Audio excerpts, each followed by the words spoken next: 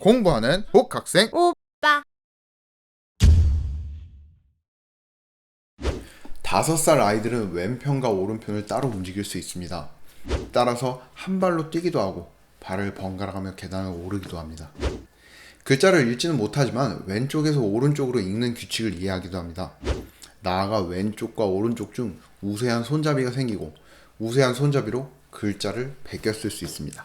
글자를 베껴 쓸 수 있다는 것은 단순하게 생각하면 별일 아닐 수 있지만 우리 아이들에게 글자 위에 따라쓰기와 글자를 보고 옆에 베껴쓰기의 난이도는 분명한 구분이 있습니다. 베껴쓰기가 가능하다는 것은 기억력이 증가함을 의미합니다. 언어적으로 기억력이 증가했다는 것은 지나간 일을 말할 수 있음을 나타냅니다. 지나간 일을 말하는 것은 단서 없이 그때의 상황을 설명해야 하기 때문에 아이의 문장은 정교해집니다. 아이들은 단서 없이, 즉 맥락과 상관없이 이야기할 수 있는 능력을 학자들은 어려운 말로 탈맥락화라고 이름을 지었습니다. 왜 학자들은 이 현상에 이름을 지었을까요? 그만큼 탈맥락이 아이들의 언어 발달에 중요한 요소이기 때문입니다.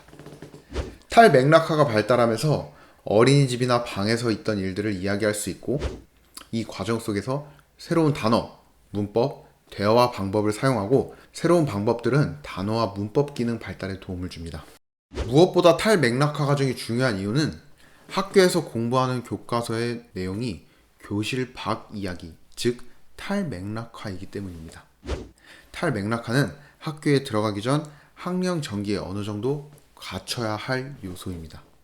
따라서 어느 정도가 어느 정도까지인지 구체적으로 살펴보도록 하겠습니다.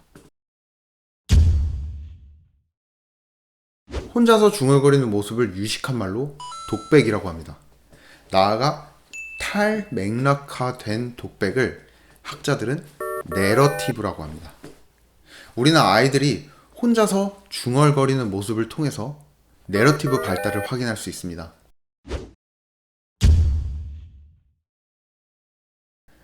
내러티브의 발달은 우리 아이가 태어나 말을 할 수 없는 유아기 때부터 차근차근 발달합니다. 예를 들어 아이는 목욕하기를 옷 벗고 씻고 수건 닦는 순서로 이해합니다. 이런 순서에 대한 이해는 추후 내러티브 발달의 초석이 됩니다. 어느 정도 말하는 게 익숙해진 3살 아이들은 두세 단어 연결을 하며 본인이 이해했던 개념들을 자유롭게 표현하기 시작합니다.